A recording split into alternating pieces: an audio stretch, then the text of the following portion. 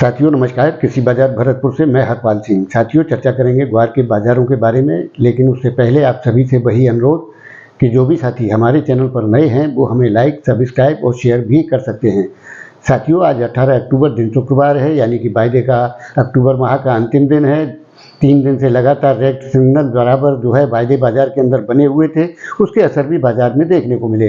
लेकिन साथियों आने वाला सप्ताह बेहद अहम होने वाला है।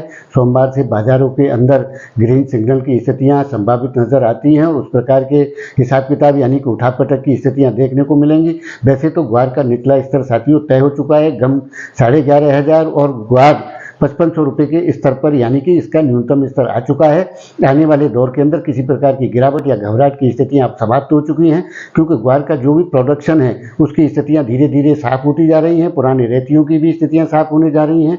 लेकिन साथियों आने वाले दौर में अब इन विषयों पर चर्चा करने का समय नहीं है, क्योंकि ग्वार का जितना उत्पादन है वो हो चुका है और खपत मांग जिस प्रकार की आएगी उस प्रकार के उछाल ग्वार के अंदर देखने को मिलेंगे।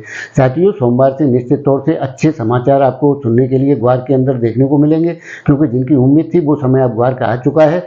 खेल लॉक हो चुका है और आने वाले दौर के अंदर सिग्नल मिलते ही गाड़ी की स्पीड देखने लायक होगी। एक एक दिन के अंदर बड़े उछालों की संभावनाएं की जा सकती हैं।